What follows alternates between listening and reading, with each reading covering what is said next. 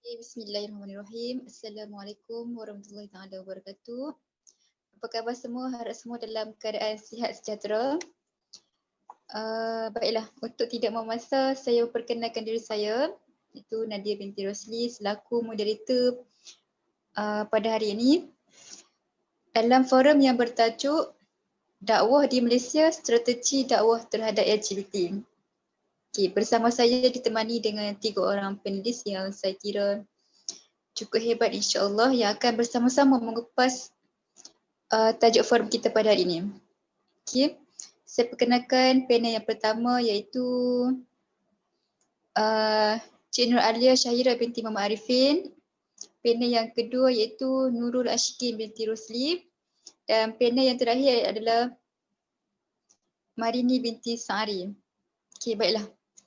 Saya teruskan dengan soalan yang pertama kepada ahli panel kita iaitu okay, secara umumnya apa yang kita dapat lihat masyarakat persepsi masyarakat Islam sangat sensitif apabila sebut tentang LGBT. Seperti mana yang kita tahu, beberapa tahun sebelum ni timbulnya isu kontroversi. Isu ni kontroversi yang mana terdapat beberapa pihak yang menyokong dan beberapa pihak yang menentang. Jadi di sini menimbulkan satu kekeliruan di kalangan masyarakat. Okey, dari sudut pandang Islam sendiri, boleh Cik Ali huraikan atau kongsikan bersama apakah yang dimaksudkan dengan LGBT itu sendiri? Okey, dipersilakan. Okay, terima kasih kepada Cik Moderator. Okay, apakah yang dimaksudkan dengan LGBT kan? Okay. Sebelum kita memahami beberapa istilah LGBT, okay, mari kita fahami terlebih dahulu perbezaan di antara orientasi seks dan perlakuan seksual. Okay. Orientasi seks atau ketertarikan seksual adalah keinginan seseorang untuk memenuhi perasaan cintanya terhadap seseorang yang lain. Bukan hanya secara jasmani atau biologi, tapi juga secara rohani atau emosi. Okay. Perlakuan seksual pula adalah perilaku yang menggambarkan ekspresi yang berunsur erotis atau mengalami hasrat terhadap dorongan yang melakukan seks. Okay, LGBT adalah singkatan daripada lesbian, gay, bisexual dan transgender dan ia merujuk kepada kumpulan manusia yang mempunyai orientasi seks songsang yang melampaui batas fitrah kemanusiaan. Okay. Pada dasarnya, komuniti LGBT ini ditubuhkan untuk memperjuangkan hak-hak kebebasan. Okay. Hak-hak kebebasan yang dikatakan tertindas dan tidak bebas dengan berselindung di sebalik topeng. Okay. Dalam Al-Quran, surah Al-Isra ayat 32, wala taqrabuz zina innahu kana fahsyatan wa sa'a sabila, yang bermaksud dan janganlah kamu mendekati zina, sesungguhnya zina itu adalah suatu perbuatan yang keji dan sesuatu jalan yang buruk.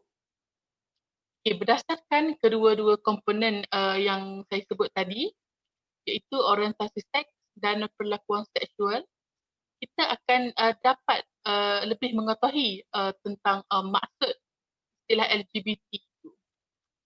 Okay. Lesbian secara umumnya dimaksudkan dengan amalan seks songsang dan luar tabi'i di antara wanita dan wanita, itu merujuk kepada perempuan yang mempunyai tarikan seksual kepada kaum sejenisnya.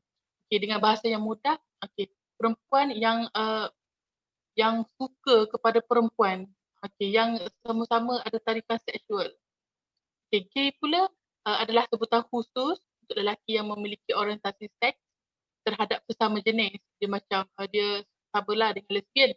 Cuma lesbian kita panggil lesbian untuk perempuan, manakala gay pula untuk lelaki. Okay. Kemudian bisexual pula. Bisexual ini ialah amalan seks bebas antara pasangan lelaki dan perempuan dan atau kecenderungan untuk melakukan hubungan seks dengan kedua-dua jantina, itu sama ada lelaki atau perempuan. Okay. Sebagai contoh, lelaki ni dia buat seks dengan dia boleh buat seks dengan perempuan dan boleh juga buat seks dengan lelaki, maksudnya kedua-duanya boleh dan itulah dipanggil lebih seksual. Okay, kemudian transgender. Transgender ini membawa masuk amalan songsang di luar tabi'i untuk berkelakuan dan bersifat bertentangan dengan jantina. Itu perempuan bersifat lelaki dan lelaki bersifat perempuan. Okay. Ataupun transgender sini ada dua maksud tau. Okay, maksud yang satu lagi ialah penukaran jantina. Okay, walaupun dalam Islam ini membenarkan penukaran jantina bagi kaum Hunsa, itu kaum yang memiliki dua jantina sejak lahir. Tetapi dan mereka itu diberi hak untuk memilih jantina yang mereka lebih cenderung lah. Makna kata lelaki itu, makna kata Hunsa itu boleh memilih antara dua jantina itu yang mana mereka lebih cenderung. Okay. Secara umumnya, 4 istilah yang saya sebut itu disebut sebagai homoseksual, iaitu orang yang melakukan hubungan dengan jantina sejenisnya, iaitu lelaki disebut gay dan perempuan disebut lesbian. Okay.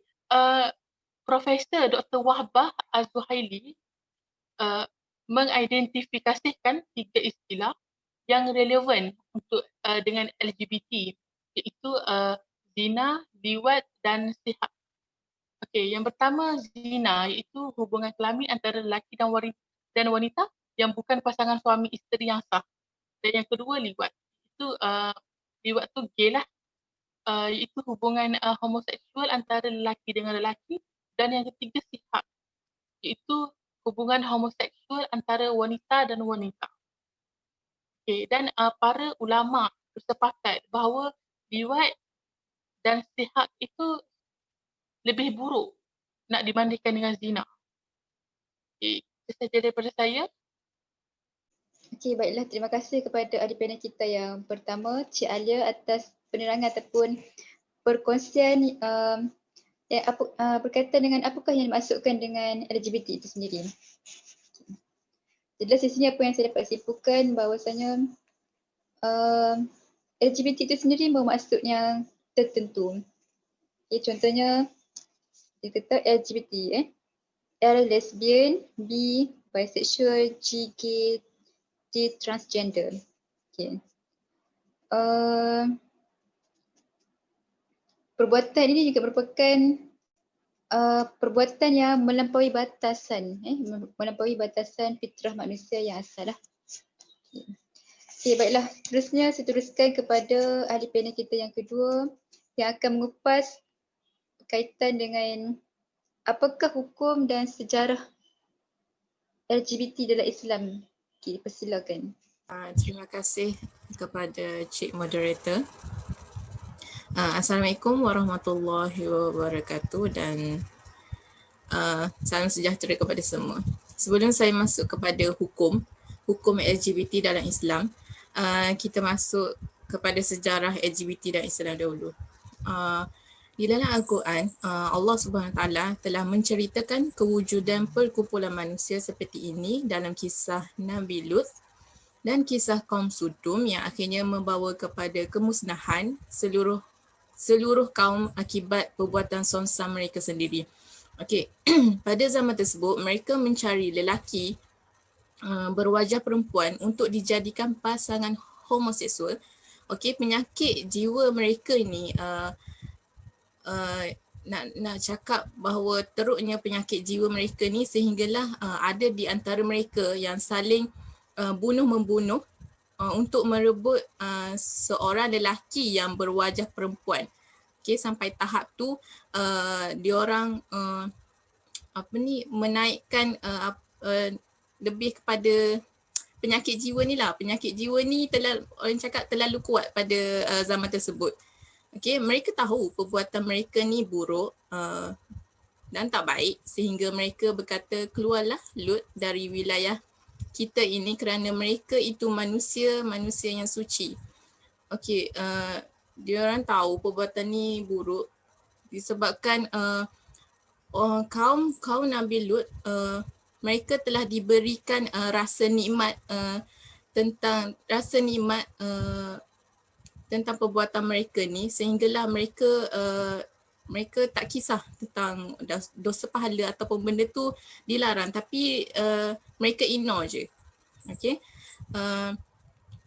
Seterusnya akhirnya disebabkan perbuatan mereka tersebut, Nabi Lut termasuklah isteri Nabi Lut juga telah diminasa oleh Allah dengan bencana alam seperti gempa bumi yang kuat dan hujan batu sehingga menghancurkan kota Sodom. Okey, seperti firman Allah dalam surah Hud ayat 82 bermaksud, maka tak kala datang azab kami jadikan negeri kaum Lut itu terbalik, tertangkup sehingga yang di atas ke bawah, dan kami hujani mereka dengan batu dari tanah yang terbakar dengan bertubi-tubi. Itu adalah siksaan pada zaman tersebut. Okey, masuk pada zaman kerasulan Nabi Muhammad SAW sehingga zaman pemerintah kerajaan Turki Uthmaniyah tidak kedengaran lagi perkumpulan seperti LGBT memperjuangkan hak-hak mereka. Okey, riwayat Ibnu Abbas, Nabi SAW bersabda, Allah melaknat siapa saja yang berbuat seperti perbuatan kaum Nabi Lut. Allah telah melaknat siapa saja yang berbuat seperti perbuatan kaum Nabi Lut, dan Allah melaknat siapa saja yang berbuat seperti perbuatan kaum Nabi Lut. Okey, kat sini Rasulullah mengulangi ayat tersebut sebanyak 3 kali yang menandakan bahawa perbuatan tersebut adalah dilarang dalam agama Islam. Okey. Seterusnya kita masuk kepada hukum LGBT dalam Islam. Okey, menurut Abu Musa Asy'ari radhiyallahu anhu berkata, Nabi SAW bersabda, tidaklah seorang wanita itu bersedap-sedap dengan seorang wanita melainkan mereka adalah berzina, dan tidaklah seseorang lelaki bersedap-sedap dengan seorang lelaki melainkan mereka juga sedang berzina. Maksud kat sini perbuatan yang terkutuk ini adalah termasuk dalam kategori zina. Zina adalah haram. Okey, lesbian adalah hubungan seksual yang berlaku di antara sesama wanita. Macam panel pertama tadi cakap lesbian ni antara perempuan dan gay lelaki dengan lelaki. Okey, lesbian ini para fuqaha mengatakan bahawa lesbian hukumnya adalah haram. Keharaman antara lain berdasarkan sabda Rasulullah SAW, lesbian adalah bagaikan zina di antara wanita. Okey, dia sama macam gay tadi lah. Hukumnya haram. Okey, homoseksual dikenali sebagai istilah liwat. Okey, menurut ijma' seluruh ulama mengenai haramnya homoseksual, seperti sabda Nabi SAW yang saya bagi tahu tadi, Allah telah mengutuk sesiapa saja yang berbuat perbuatan seperti perbuatan kaum Nabi Lut sebanyak 3 kali, menandakan benda tu perkara yang ditegah sangat dalam Islam. Okey, hukum menyerupai jantina yang berbeza ni dalam Sahih Bukhari diriwayatkan Abu Hurairah dan Aisyah radhiyallahu anhu, Rasulullah SAW melaknat lelaki yang menyerupai wanita dan wanita yang menyerupai lelaki. Okey, berdasarkan hadis ini, jumhur ulama mengatakan hukumnya haram bagi seseorang itu berusaha untuk menyerupai jantina yang berbeza dengannya, baik dari bentuk tingkah laku, penampilan, pakaian maupun perhiasan. Okey, larangan ini termasuk kepada kanak-kanak lelaki dan perempuan yang belum balik, di mana hukumnya haram bagi ibu bapa ataupun penjaga kanak-kanak itu yang berusaha untuk menyerupakan mereka dengan jantina yang berbeza. Macam kita tahu dunia sekarang ni banyak dekat tak kisahlah dekat Malaysia ataupun dekat luar negara, LGBT ni macam lelaki yang menyerupai perempuan ni banyak sangat. Saya tak perlu sebut lah sebab mungkin setengah orang tu tahulah. Okey, mereka macam tidak malu untuk berperwatakan seperti itu, sebab tapi mereka tahu perbuatan tu terlarang, tapi dialah disebabkan kenikmatan yang diorang rasa melebihi dari apa yang dilarang. Jadi mereka macam tak kisah dengan apa yang mereka buat tu, perubahan mereka tu. Tapi sebab ibu bapa sekarang pun banyak menggalakkan. Macam kita tengok, saya tak nak mention nama, tapi kita banyaklah tengok kalau orang-orang yang famous ataupun yang bertukar jantina ni, ibu bapa mereka lebih menggalakkan anak-anak seperti perkara tersebut. Mereka macam tak rasa malu anak-anak berperwatakan seperti itu. Jadi itu sajalah. Tapi yang boleh saya cakap, hukumnya adalah haram lah. Okay. Itu saja daripada saya. Kembali kepada Cik Moderator. Okay, baiklah, terima kasih kepada adik panel kita yang kedua iaitu Cik Ashikin di atas penerangan berkaitan dengan apakah hukum dan sejarah LGBT dalam Islam. Okay. Jadi apa yang saya dapat simpulkan di sini, perbuatan ini adalah haram, yang mana Nabi sendiri pun berulang sampai 3 kali, tersilap saya, mengatakan bahawa perbuatan tersebut adalah dilarang dalam Islam. Jadi setiap perbuatan yang dilarang dalam Islam haruslah kita elaklah. Okay. Baiklah, seterusnya saya teruskan dengan ahli panel kita yang ketiga iaitu yang terakhir yang akan mengupas tentang cara dakwah yang terbaik untuk menarik minat orang LGBT. Persilakan. Assalamualaikum warahmatullahi wabarakatuh. Terima kasih kepada Cik Moderator atas soalan yang amat baik. Okey, macam mana untuk kita berdakwah kepada golongan LGBT? Saranan saya pertama adalah kita bergaul dengan mereka. Bergaul dengan mereka bukan bermaksud kita jadi macam mereka atau kita berkelakuan macam mereka. Bergaul dengan mereka, kita jadi kawan yang boleh bimbing mereka ke jalan yang benar dan kawan yang boleh bawa mereka keluar daripada dunia gelap mereka. Dan saranan saya kedua adalah kita ajak mereka berbincang dengan cara baik. Contohnya kita tengok Ustaz Abid Liu buat, ajak golongan LGBT ni duduk satu meja, belanja mereka makan dan kita tanya apa masalah mereka dan macam mana mereka boleh terjebak dengan LGBT ni. Dan bila mereka dah luahkan semua masalah mereka, kita nasihat mereka dan kita selitkan ayat-ayat dakwah kepada mereka. Contohnya kita beritahu mereka yang Allah uji mereka dengan jalan macam ni.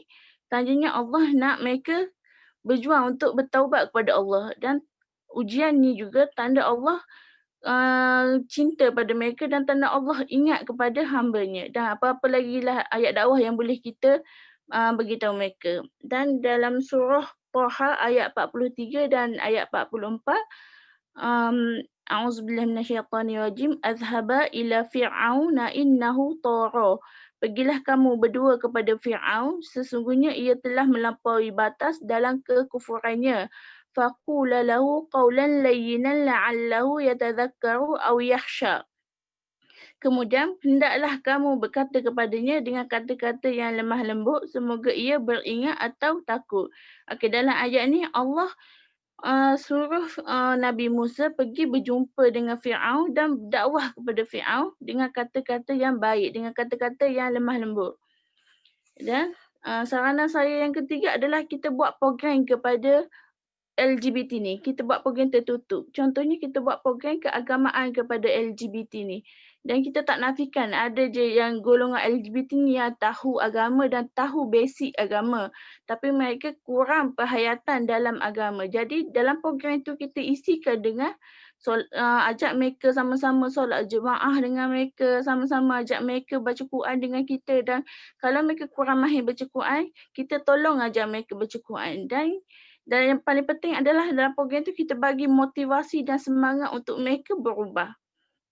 Dan selepasnya kita adakan ziarah kepada mereka, kita terus melawat mereka, dan sekarang kita boleh guna WhatsApp untuk tanya khabar mereka.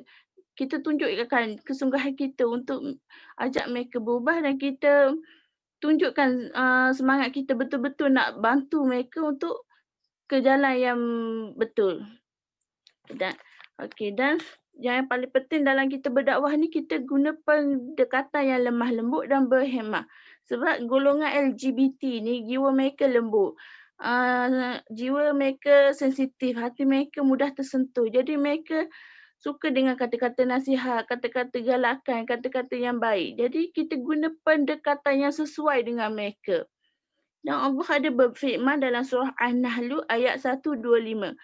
A'udzubillahi minasyaitonirrajim. Ud'u ila sabili rabbika bil hikmati wal mau'izatil hasanah wajadilhum billati hiya ahsan. Inna rabbaka huwa a'lamu biman dhalla an sabilihi wa huwa a'lamu bil muhtadin. Maksudnya, suruhlah ke jalan Tuhanmu, wahai Muhammad, dengan hikmah, kebijaksanaan dan nasihat pengajaran yang baik, dan berbahaslah dengan mereka yang engkau suruhkan itu dengan cara yang lebih baik. Sesungguhnya Tuhanmu dialah jua yang lebih mengetahui akan orang-orang yang mendapat hidayah dan petunjuk. Dan dalam ayat ni Allah perintahkan Nabi Muhammad pergi berdakwah, pergi seru kepada umatnya dengan cara yang baik, dengan cara yang lemah lembut, dan yang paling penting dengan cara yang bijaksana, mengikut situasi dakwahnya. Jadi pentingnya kita berdakwah dengan bijaksana, dengan berhikmah, dan urusan petunjuk dan hidayah itu Allah yang bagilah hidayah kepada hamba-Nya. Kita, tugas kita sebagai pendakwah terus untuk berdakwah kepada mereka. InsyaAllah sedikit demi sedikit akan terbuka hati mereka. Itu saja daripada saya. Seterusnya saya serahkan kepada Cik Moderator. Okey, baiklah. Terima kasih kepada ahli panel kita yang ketiga, iaitu ahli panel terakhir, di atas penerangan berkaitan dengan metod dakwah kepada golongan LGBT. Okey, apa yang dapat saya simpulkan di sini, dalam kita nak berdakwah ataupun dalam nak menyampaikan dakwah ni, terutamanya kepada golongan LGBT, haruslah kita menyelit ayat ataupun menyampaikan kata-kata yang dapat memberi kesan kepada mereka. Itu dengan kata-kata yang baik. Kita sebagai masyarakat ataupun sebagai pendakwah haruslah menyentuni mereka ataupun mendekati mereka dengan cara yang seperti mana yang Nabi telah ajar kepada kita. Jangan terus menghukum mereka. Okey. Terima kasih kepada ahli panel kita ketiga ini kerana telah mengupas dengan penuh pencerahan, insya-Allah. Jadi apa yang saya harap perbincangan ini dapat membuka fikiran ataupun dapat membuka minda tentang isu ini. Ia bukan sekadar satu isu yang kita cerita tentang LGBT dakwah dan sebagainya, tetapi ia lebih besar daripada itu, yang mana masyarakat kita semakin hari semakin berani untuk melampaui batasan-batasan yang telah ditetapkan oleh Allah Subhanahu Wa Taala. Okey, saya sebagai moderator memohon maaf sepanjang mengendalikan program ini. Terima kasih.